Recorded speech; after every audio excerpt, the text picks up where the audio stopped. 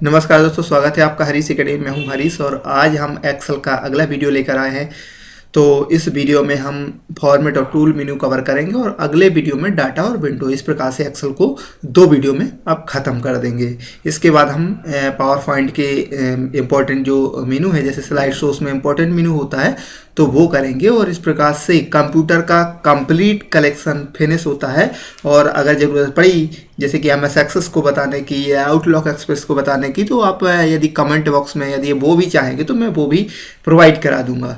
Okay, तो आइए शुरू करते हैं। सबसे पहले हम फॉर्मेट मेनू में जो पहला ऑप्शन है हमारा वो है सेल।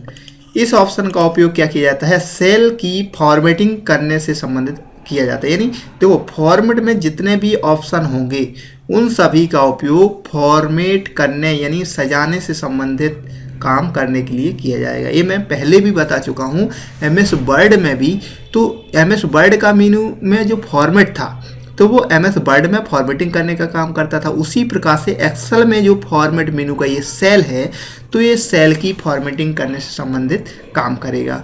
और इसका जो होता है सेल, हम जानते हैं कि जो सीट है वो कई सेलों का कलेक्शन है। यानी कई सेल से मिल करके एक सीट बनती है और कई सीट से मिल करके एक क्या बनती है? वर्कबुक। ओके, ये वर्कबुक है। ओके, तो इस प्रकार से ये भी कई बार क्वेश्चन पूछा जा चुका है कि कई सेल के कलेक्शन को क्या कहते हैं? सीट कहते हैं। रो और कॉलम से मिलकर के एक सेल का निर्माण होता है। ओके, तो इस प्रकार से और कई सीट के कलेक्शन को क्या कहते हैं? एक वर्कबुक कहते हैं। ओके, तो इस प्रकार से सेल का उपयोग किसी भी सेल को फॉर्मेट करने यानी सजाने के लिए किया जाता है। सेल पर क्लिक करेंगे तो ये बॉक्स आएगा। इसमें से कई प्रकार के टैब हैं, जैसे कि एक नंबर में क्या करते हैं? जनरली इसका उपयोग तब पड़ता है जैसे कि मान लीजिए आपने कोई बहुत बड़ा टेक्स्ट दे दिया, इतने वाले नंबर का दे दिया। अब जब आप बाहर क्लिक करेंगे तो देखिए ये प्लस टाइप से बन जा रहा। क्यों ऐसा हो रहा? कई बार आपके सामने प्रॉब्लम आती है। आप इसको बड़ा भी करेंगे ना तो भी वो प्लस साइन टाइप से बना रहता है। ये क्या होता है? कंप्यूटर इसको वो नंबर में नहीं लेता, वो जनरल में लेता, इसलिए वो इतना बड़ा टेक्स्ट नहीं ले पाता। इसलिए हम इसको करेंगे नंबर। और यहाँ यदि हम डॉटेड रखना चाहते हैं, कितने पॉइंट के बाद डेसिमल रखना चाहते हैं, अगर डेसिमल प्लेस देना है तो ठीक है, नहीं देना तो कोई दिक्कत नहीं। इसके बाद यूज सेपरेटर, यदि आप सेपरेटर देना चाहते हैं तो ये ऐसे सेपरेटर लगा हुआ आएगा और ओके कर देंगे तो देखिए ये आपका नंबर कितना भी बड़ा हो वो सेपरेट बोल करके आ जाएगा। इसके अलावा और भी कई ऑप्शन होते हैं यहाँ पे। यदि हम सेपरेटर का यूज नहीं करना तो नहीं कर सकते हैं ना। ओके, इस प्रकार से ये कर सकते हैं आप। और इसके बाद यदि आपका टेक्स्ट के रूप में है तो टेक्स्ट लिख दो, टेक्स्ट पर क्लिक करके उससे संबंधित ऑप्शन आ जाएंगे। यदि आपका डेट एंड टाइम से है तो डेट एंड टाइम से संबंधित ऑप्शन आ जाएंगे। तो नंबर है, चूंकि नंबर तो ओके कर देंगे तो ये नंबर से संबंधित ऑप्शन है। ओके, तो इस प्रकार से इस ऑप्शन का उपयोग क्या किया जाता है? सेल की फॉर्मेटिंग करने के लिए किया जाता है। ये जनरल नंबर से ये कर सकते हैं अपन जनरल टैब से। इसके बाद है अलाइन। तो यहाँ इस ऑप्शन का उपयोग टेक्स्ट को यानी सेल के टेक्स्ट को अलाइन करने के लिए किया था। अलाइन क्या होता है? एक हॉरिजेंटल अलाइन होता है और वर्टिकल अलाइन होता है। ये एक्सेल में होता है और वहां पर वर्ड में यदि आपको करना है तो ये टेबल में आप परफॉर्म कर सकते हैं। ओके, तो यहाँ हॉरिजेंटल वर्टिकल अलाइन कैसे होता है? हॉरिजेंटल का मतलब होता है क्या? जी, क्षैतिज। और वर्टिकल का मतलब होता है ऊर्ध्वाधर यानी ऊपर नीचे। तो ऊपर नीचे का मतलब क्या है? मैं आपको थोड़ा सा समझाना चाहता हूँ इसको। ये लिया मैंने, यहाँ लिख दिया मैंने 5 और इंटर कर दिया। अब देखिए आपका 5 कहाँ बन रहा है? इस कोने में बन रहा है। हम चाहते हैं 5 कहाँ बने? यहाँ बीचों बीच। तो क्या करेंगे? हम वहीं फॉर्मेट पर जाएंगे, सेल पर जाएंगे और यहाँ क्या करना चाहते हैं हम? देखो, ये ऊपर नीचे करना है तो इसको क्या कहेंगे? वर्टिकल। अभी ये बॉटम है, हम क्या कर दें? वर्टिकल में टॉप कर दें तो ये देखिए ये ऊपर पहुँच जाएगा। ओके करेंगे, ये ऊपर पहुँच गया। अब ऊपर तो पहुंच गया साहब। अब इसके बाद हमें हॉरिजेंटल यहाँ सेंटर पर लाना है तो यहाँ से हॉरिजेंटल चुनेंगे और सेंटर कर देंगे और ओके कर देंगे तो ये सेंटर है। तो इस प्रकार से इसका अलाइन चुनते हैं। अलाइन का मतलब होता है टेक्स्ट को सेट करना, हम जहाँ पर चाहते हैं वहाँ पर ला सकते हैं। यदि हम इसको सेंटर दे दें तो यहाँ से ये भी सेंटर दे दें तो ये बिल्कुल बीचों बीच आ जाएगा। कई बार हमें इसकी ज़रूरत पड़ती है तो हमें पता नहीं होता ये कहाँ से आएगा। ओके, इस प्रकार से सेल का ये अगला टैब हो गया। यानी अलाइन करने, इसको 90 डिग्री पर दे सकते हैं, डिग्री भी सेट कर सकते हैं, 60 डिग्री 45 डिग्री। तो उस प्रकार से ये अलाइन हो जाए। जैसे मैं यहाँ लिखूँ राज KUMAR और इंटर, ये देखो हो गया ना अलाइन। तो इसको हम डिग्री पर भी सेट कर सकते हैं, ये भी बहुत इंपॉर्टेंट है। इसके बाद फॉन्ट, तो यहाँ से जनरली आप सभी जानते हैं इसका उपयोग फॉन्ट देने के लिए किया जाता है। यहाँ से कोई भी फॉन्ट चुन लेंगे, जैसे कि हिंदी देना है मुझे तो ये क्या चीज लूँगा, ये कृतिदेव दे दूंगा। उसका बोल्ड इटैलिक अंडरलाइन, यहाँ से साइज और सुपर इसका वो सबस्क्रिप्ट में वर्ड में बहुत अच्छी तरीके से बता चुका हूँ। यहाँ कोई अंडरलाइन देनी है तो लाइन दे देंगे, कलर दे देंगे। ओके, तो ये सब नॉर्मल चीज़ें आप देख लेंगे और इन सब चीज़ों को सेट करके ओके कर देंगे। इसके बाद बॉर्डर, यदि हम इस सेल की बॉर्डर डिफाइन करना चाहते हैं कोई स्पेशल और बॉर्डर का कलर, तो यहाँ से वो बॉर्डर चुन लेंगे और उसका कलर भी चुन सकते हैं और ओके कर देंगे। तो इसमें क्या हो जाएगी, यहाँ पे बॉर्डर लग जाएगी। देखो एक मिनट, ये बॉर्डर, ये आउटलाइन चुनना पड़ेगी हमें, अभी नन था और यहाँ से फिर बॉर्डर चुन लिया हमने और यहाँ से कलर चुन लिया और ओके कर दिया, तो ये बॉर्डर आ जाएगी, आ गई। इसके बाद अगला ऑप्शन है पैटर्न। तो ये पैटर्न यानी सेल शेडिंग है, यानी उसके पीछे का कलर वगैरह यदि हमें देना है तो ये दे सकते हैं। इसका प्रोटेक्शन है, इसको हाइड करना है, लॉक करना है, तो ये इंपॉर्टेंट आपका है नंबर, अलाइनमेंट, फॉन्ट और बॉर्डर, ये आपको देख लेना है। ओके, इसके बाद अगला ऑप्शन है हमारा रो। इस ऑप्शन का उपयोग रो को फॉर्मेट करने के लिए किया जाता है। जैसे कि रो पर जाएंगे तो इसमें सब ऑप्शन आते हैं। हाइट, इसकी हाइट क्या देनी है वो आप यहाँ से डिफाइन कर सकते हैं एक साथ सेलेक्ट करके। मान लीजिए सभी की कंबाइंड देनी है तो सिलेक्ट कर लिया और हमने यहाँ पे फॉर्मेट हुए गए और रो की हाइट क्या दे दी हमने, मान लीजिए 15 दे दी, तो ये 15 की हाइट सभी की एक जैसी हो जाएगी। उसी प्रकार से रो को क्या कहें, ऑटो फिट कर दें, तो टेक्स्ट के अकॉर्डिंग जहाँ जितना टेक्स्ट लिखा होगा उसके अकॉर्डिंग वो ऑटो फिट हो जाएगा। ओके, इसी प्रकार हाइड करना कॉलम को, मान लीजिए किसी रो को, जैसे 2-3 रो हैं, इनको मेरे को क्या करना है, हाइड करना है, तो रो पर जाऊंगा और इनको क्या कर दूंगा, हाइड, तो ये हाइड हो जाएंगी। और इनको वापस अनहाइड करना है तो रो पर वहीं पे जाएंगे रो पर और अनहाइड कर दें, क्योंकि सिलेक्ट नहीं किया था इसलिए नहीं हुआ, तो फॉर्मेट पर गए रो पर और ये हमने क्या कर दिया, अनहाइड, तो वापस आ गए। इसके बाद है कॉलम। कॉलम का उसी प्रकार से बिट्स, इसको हम सेट कर सकते हैं। जैसे मुझे सभी कॉमन 10 चाहिए तो 10 आ गई, और यदि मैं इसको क्या कर दूं, कॉलम की विड्थ को या ऑटो फिट सेक्शन कर दूं तो जितना टेक्स्ट होगा उसके अकॉर्डिंग ऑटोमेटिक फिट हो जाएगी। ओके, इसके बाद है अगला हाइड, तो हाइड हो जाएगी ये कॉलम पूरे, चूँकि पूरे सेलेक्ट थे इसलिए पूरे हाइड हो गए और मेरे को पार्टिकुलर इतने करने होते तो यहाँ पर जाता और क्या कर देता, कॉलम को हाइड, तो ये हाइड हो जाए। और अनहाइड करना है तो वहीं पे जाएंगे कॉलम पे और अनहाइड हो जाएंगी।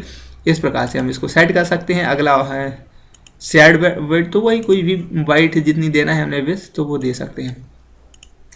इसके बाद अगला ऑप्शन है सीट।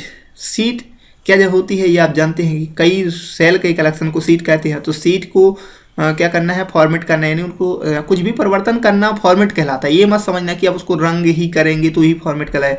फॉर्मेट का सीधा सा मतलब होता है उसका आकार, प्रकार, उसका रंग, रूप सब कुछ बदलना, वो उसका फॉर्मेट कहलाता है। उसको सजाना या उसका रूप बिगाड़ना, ये हो जाएगा।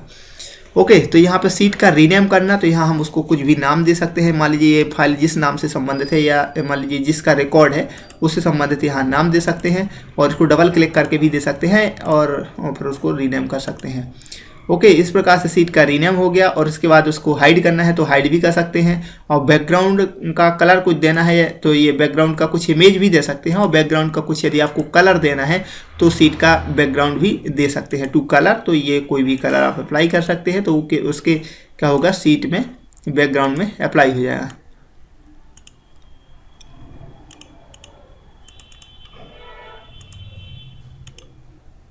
तो ये पीछे बैकग्राउंड के रूप में आ जाएगा। ओके, इसके बाद अगला ऑप्शन है हमारा ऑटो फॉर्मेट। ऑटो फॉर्मेट क्या है, ऑटो फॉर्मेट इस ऑप्शन का उपयोग किसी भी सीट को या टेबल को ऑटोमेटिक फॉर्मेट करने के लिए किया जाता है। जैसे कि सपोज दैट मैंने एक यहाँ पर टेबल बना देता हूँ, ये मैंने यहाँ पे एक टेबल बना दी। ओके, अब मुझे इसको क्या करना है, ऑटो फॉर्मेट करना है। तो फॉर्मेट पे जाऊंगा और यहाँ पे मैंने ऑटो फॉर्मेट कर दिया। तो ये बहुत सारी टेबल से संबंधित ऑटो फॉर्मेट दी हुई है पहले से कि आपको इस टाइप से टेबल बनानी है, इस टाइप से इसकी डिज़ाइन दी हुई है। तो कोई भी हम पर्टिकुलर डिज़ाइन ले करके और ओके कर देंगे तो हमारी जो टेबल है वो उसी रूप में क्या हो जाएगी, डिज़ाइन हो जाएगी। और इसको हम छोटा बड़ा कर सकते हैं। ओके, तो इस प्रकार से हम उसको ऑटो फॉर्मेट कर सकते हैं।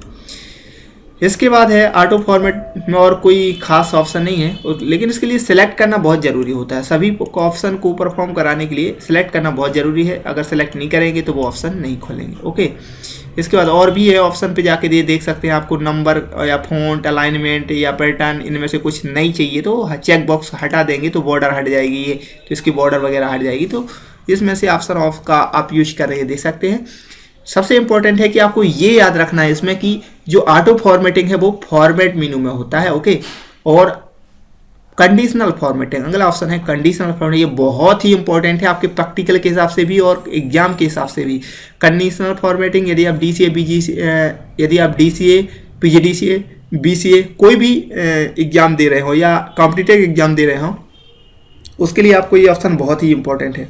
कंडीशनल फॉर्मेटिंग जैसा कि इसके नाम से स्पष्ट हो जाता है, इस ऑप्शन का उपयोग एक कंडीशन के अकॉर्डिंग फॉर्मेट करने के लिए किया जाता है। एक या एक से अधिक कंडीशन पर टेक्स्ट को फॉर्मेट करने के लिए किया जाता है। यहाँ पर जैसे सबसे पहले कंडीशन क्या देते हैं, मान लीजिए कि किसी भी पर्टिकुलर सेल की वैल्यू यहाँ मैंने सेलेक्ट कर लिया है, इनमें से किसी भी पर्टिकुलर सेल की वैल्यू यदि बिटवीन में हो यानी बीच में हो, किसके 10 और 15 के बीच में।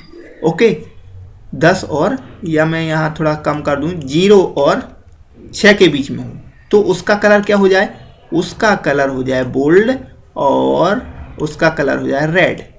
ओके और ओके, इसके बाद अगली एक और कंडीशन तो ऐड कर लिया।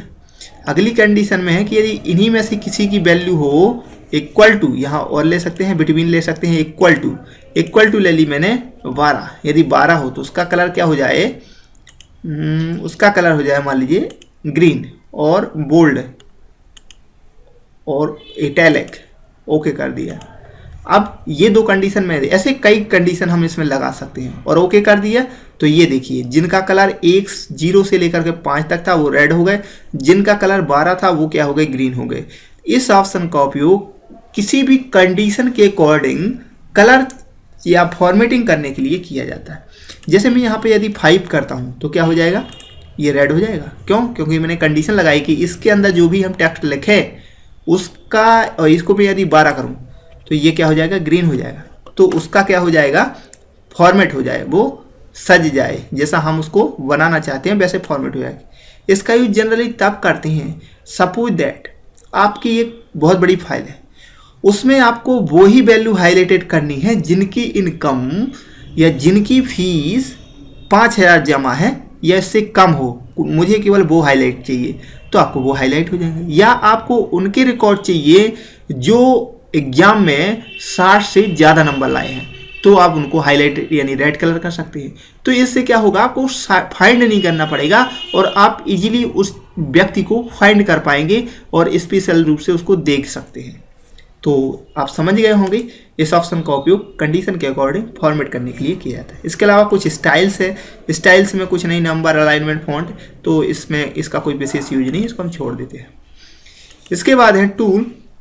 यहाँ पर मैं आपको एक बार क्लियर कर देना चाहता हूँ कि हम सिर्फ उन्हीं ऑप्शन को पढ़ रहे हैं जो कि हमारे किसी न किसी एग्जाम या प्रैक्टिकली के हिसाब से इम्पोर्टेंट है। ओके, इसके बाद है अगला स्पेलिंग एंड ग्रामर। तो इसका हमने MS वर्ड में हम पढ़ चुके हैं, स्पेलिंग एंड ग्रामर। इस ऑप्शन का उपयोग किसी भी टेक्स्ट की स्पेलिंग और ग्रामर को चेक करने के लिए किया जाता है। तो इस ऑप्शन का इसका शॉर्टकट होता है F7। अगला ऑप्शन है हमारा, इसको हम अब नहीं पढ़ेंगे क्योंकि हम MS वर्ड में पढ़ चुके हैं। ओके, इसके बाद एक है speech show text to speech toolbar. तो इस पर हम जब क्लिक कर देंगे, थोड़ा सा ये फनी है, मान लीजिए हमने यहाँ पर लिखा Ram this is a computer, और इसको हमने जैसे सिलेक्ट कर लिया, ये हमने बहुत सारे कर लिए, और इसको हमने सिलेक्ट करने के बाद इस पर प्ले पर क्लिक कर देंगे तो This is my computer. This is my computer. This is my computer. This is my computer. This is my computer. यानी जो भी हम लिखेंगे वो उसको स्पीच के रूप में दूंगा। तो यही लिखा है इसमें text to speech, so text to speech toolbar. तो इससे क्या होगा, हम किसी भी टेक्स्ट को स्पीच के रूप में सुन सकते हैं। मान लीजिए कुछ भी हमने मैटर लिखा बहुत बड़ा, जैसे मैं लिखूँगा राज ओके इज ए, ये कुछ भी लिख दिया मैंने, इसको सेलेक्ट कर लिया और इसको स्पीच पे क्लिक कर दूंगा। This is Ram. Good. तो इस प्रकार से इसका उपयोग किया जाता है। कोई खास नहीं है, एग्जाम की दृष्टि से भी इम्पोर्टेंट नहीं है, लेकिन यदि आ जाता है तो ये आपको पता होना चाहिए कि इस मेनू में है। ओके, इसमें अगला इसको भी छोड़ देते हैं। अगला है प्रोटेक्शन। तो ये कई बार पूछा जा चुका है कि प्रोटेक्शन यानी अपने सीट को पासवर्ड से प्रोटेक्टेड करने के लिए किस ऑप्शन का उपयोग किया जाता है, तो है प्रोटेक्शन का। और इसका प्रोटेक्ट सीट करके इस 4 ऑप्शन आते हैं, इनमें से किसी का अलग अलग यूज के अकॉर्डिंग इसको लॉक कर सकते हैं। अपनी सीट को लॉक करने के लिए, पासवर्ड देने के लिए किया जाता है। जैसे कि आप प्रोटेक्ट सीट कर दें या कर दें प्रोटेक्ट वर्कबुक कर दें तो वर्कबुक प्रोटेक्ट हो जाएगी। तो अलग अलग करके इसमें पासवर्ड पूछेगा। और यहाँ पर आप इसमें क्या दे सकते हैं, इसमें कंडीशन भी दे सकते हैं कि आप केवल फॉर्मेट सेल को ही लॉक करना चाहते हैं, या फॉर्मेट रो को लॉक करना चाहते हैं, या डिलीटेड रो को प्रोटेक्ट करना चाहते हैं। तो यहाँ पर आप प्रोटेक्शन की लिमिट सेट कर सकते हैं, अपने अकॉर्डिंग प्रोटेक्ट कर सकते हैं। ओके, जनरली यदि आपको इसको प्रोटेक्ट करना है तो आप इसको कहाँ से प्रोटेक्ट कर सकते हैं, जब आप सेव एज करते हैं। और सेव एज करने के बाद यहाँ पर एक ऑप्शन आता है आपका टूल पर जाएंगे और यहाँ पर के जाएंगे आप यहाँ पर जनरल ऑप्शन पर जाएंगे और पासवर्ड टू ओपन, और यहाँ पासवर्ड दे देंगे आप। जैसे मैं दे दिया 1 2 3, यहाँ पर दे दिया 1 2 3 और ओके कर दिया। अगला दे दिया 1 2 3 कन्फर्म में और ओके कर दिया, और एक बार और 1 2 3 कन्फर्म कर दिया। ओके, अब मैं इसको यदि सेव कर दूँ बुक नाम से, कहाँ पर कर दूँ, RAJ राज नाम से सेव कर दिया मैंने, यस। तो अब मैं जब इस फाइल को ओपन करूंगा, राज नाम से मैं इसको ओपन करूंगा तो ये पासवर्ड मांगेगा। अब फाइल ये ओपन नहीं होगी जब तक मैं इसमें पासवर्ड नहीं दूंगा। तो यहाँ पर 1 2 3 मैंने पासवर्ड दे दिया और ओके करूंगा तो वो फाइल एक बार और मंगाएगा, और मैंने दोनों बार पासवर्ड दिया और ये वो फाइल ओपन हो जाएगी। तो यदि आपको पासवर्ड प्रोटेक्टेड बनाना है तो आप फाइल पर जाइए और सेव एज पर जब क्लिक करेंगे या सेव पर, तो यहाँ पर टूल पर जाइए और यहाँ पर क्या कर दीजिए आप, यहाँ पर जनरल ऑप्शन, और जनरल ऑप्शन में यहाँ आप पासवर्ड दे दीजिए। ओके, तो इस प्रकार से इसका उपयोग पासवर्ड प्रोटेक्टेड करने के लिए किया जाता है। ओके, लेकिन अगर पेपर या क्वेश्चन में आता है कि प्रोटेक्शन ऑप्शन किस मेनू में होता है तो आपको टूल मेनू भी याद रखना है। ओके, इसके बाद यहाँ पर फॉर्मूला एडिटिंग, तो ये कोई खास नहीं है, आप फिर भी मैं बता दे रहा हूँ इसको। जैसे कि आपने इसको मुझे फॉर्मेटिंग हटानी है तो देखो कौन सा ऑप्शन यूज करेंगे, क्लियर पे जाएंगे और यहाँ फॉर्मेट्स केवल कर देंगे तो यहाँ फॉर्मेट हट जाएगी। अब मुझे यहाँ पर एडिशन करना है तो क्या करूँगा, यहाँ पर जाकर इसको सम कर दूंगा, और यहाँ मुझे यहाँ तक फॉर एडिशन करना है तो कर दिया। मुझे यहाँ से यहाँ तक एडिशन करना है तो एक एक्स्ट्रा कॉलम सेलेक्ट करके, एक्स्ट्रा सेल सेलेक्ट करके, और ये क्या कर दिया मैंने, कंट्रोल R से राइट तक, है ना। तो इस प्रकार से ये सम हो गया, और ये सॉरी ये मुझे बोल्ड करना है, बोल्ड कर दिया, ये मुझे बोल्ड करना है, बोल्ड कर दिया। अगला ऑप्शन है आपका, यहाँ पर टूल में हम जाते हैं, अगले ऑप्शन फॉर्मूला एडिटिंग। मान लीजिए आप कोई भी ऑफिस में काम कर रहे हैं और एक आपको एक्सेल की बहुत ही बड़ी फाइल मिली जिसमें बहुत सारे फॉर्मूला लगे हैं, वो हमें समझ में नहीं आ रहा कि कहाँ पर कौन सा फॉर्मूला लगा हुआ है। तो इसके लिए आप क्या करिए, इस ऑप्शन पर जाइए, कहाँ पर, टूल पर जाएंगे, फॉर्मूला ऑडिटिंग। ऑडिटिंग का मतलब होता है ऑडिट करना यानी चेक करना। तो फॉर्मूला ऑडिट मोड पर क्लिक करेंगे या कंट्रोल के साथ प्लस यूज करके, तो इस पर आप क्लिक करेंगे तो आपको उसके सारे फॉर्मूला दिख जाएंगे कि इसमें कितने, कहाँ पर कौन कौन से फॉर्मूले लगे हैं। देखो यहाँ पर सम लगा है, यहाँ पर सम लगा है, जहाँ जहाँ जो जो भी फॉर्मूला लगे होंगे वो फॉर्मूला ऑटोमेटिक शो होने लगेंगे। तो इस प्रकार से अपने सीट में, करंट सीट में फॉर्मूला को शो करने के लिए इस ऑप्शन का उपयोग किया जाता है। और उसी प्रकार से इसको अब हटाना भी पड़ेगा, तो इसी पर एक बार और क्लिक कर देंगे तो वो हाइड हो जाएंगे। इस प्रकार से ये बहुत इंपॉर्टेंट है हमारे वर्क के अकॉर्डिंग। और यदि आप चाहते हैं ये ट्रेस, तो ट्रेस करना है तो आप क्या करेंगे, सिलेक्ट कर लेंगे या किसी भी सेल पर जिसको आप ट्रेस करना चाहते हैं, जिस फॉर्मूला को ट्रेस करना चाहते हैं, उस पर कर्सर को करके और ट्रेस पर क्लिक कर देंगे तो ये बता दे रहा है कि आपको भी यहाँ से यहाँ तक एडिशन है, यहाँ से यहाँ तक का ये एडिशन है। ओके, इस प्रकार से आप इसको ट्रेस भी कर सकते हैं। और इसके बाद एडॉन्स होते हैं कुछ जो कि MS Excel pre define install होते हैं, तो ये भी कोई इंपॉर्टेंट नहीं है। इसके बाद ऑटो करेक्ट ऑप्शन।